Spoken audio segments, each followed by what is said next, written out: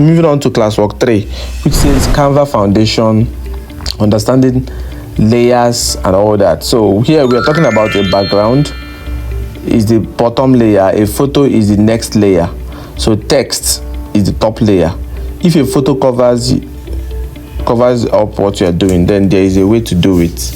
Okay, so moving on to what I'm saying, looking at this is the background. This thing you are looking at is the background, right? This is the background. If you go to layers now, you see the background is white. If I change the background, that background becomes any color I change it to. Now I'll go to layer again. You see that the background has changed.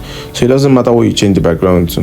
What matters is what I will do next, which I'm about to do. You are going to go and import your week 4 assignment. That's what you are going to use to do week 7. So you go to your Google Classroom. Just move over to your Google Classroom. Once you get to your Google Classroom, open your Google Classroom. Go to week 4.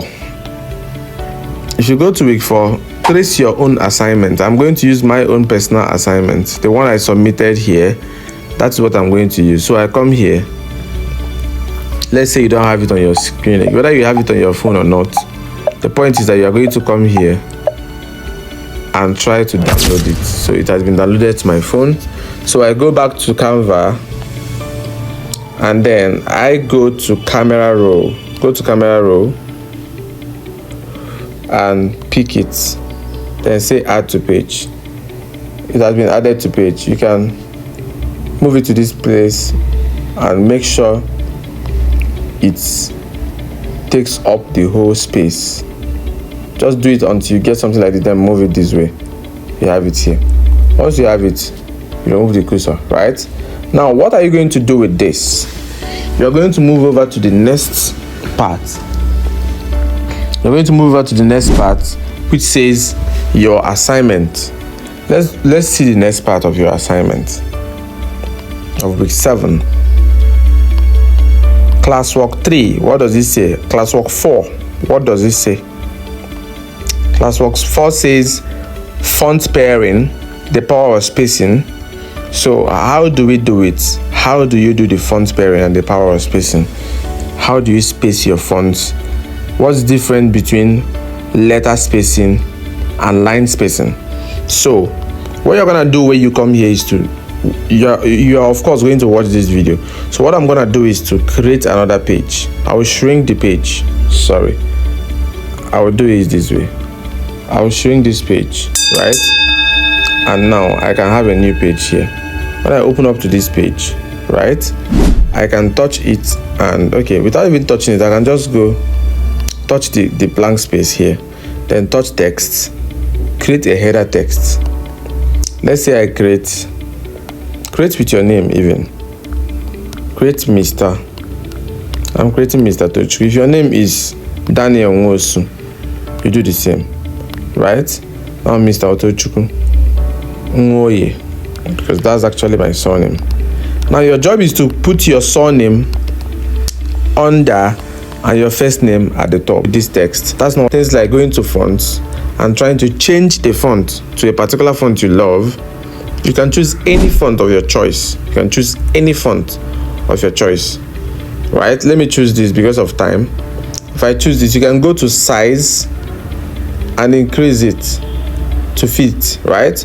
Once this is the case, we are going to learn something here, very importantly. You're going to move and touch the advanced if you're using a phone. If you're using a laptop, I will show you what exactly to touch. But if you're using a phone, you can touch here, right? If you touch here, you see letter spacing. First of all, letter spacing has to do with the spacing you are giving between each letter. You see, the letters are widening. They are widening. You don't really need this kind of spacing unless you want to actually shrink them. You see, if you go this way, it's shrinking. If you go this way, but if you leave it at 0 where it was when I came around, it's going to be stable, which is nice. Then the line spacing is between Mr. Tochukwu and Nwoye. That is between your name and your surname. See what's going to happen. You see the work of line spacing. So it depends on what you want to do with it. Sometimes you want it to come too close, but I would leave it at 0, right? I would leave it at 0, at exactly 0. If I don't get to 0, I will just leave it in a very stable place where I met it, right? And I'm going to use this cancel to leave. That is that for the classwork 4. Once you do this, just come and follow up what they said in that particular classwork, where they said open a new design in Canva and find the text tab in the sidebar. Type in your name, press enter and type in your surname. Play around with the spacing in there, just like I did right now. Comment below with the 2 specific types of spacing you can adjust in the spacing menu, right, on the top toolbar of the Canva. So now you see the 2 spacing I used. That's what you're going to comment here if you actually use them, and you're supposed to do it exactly and comment. Why am I saying you're supposed to do this? Whether you do it or not, I will still mark it, because I will add you to a team and I will watch what you're doing. But for now, do it on your own. Be truthful to yourself, be genuine to yourself as we move on. Right now, this is the next one, classwork 5.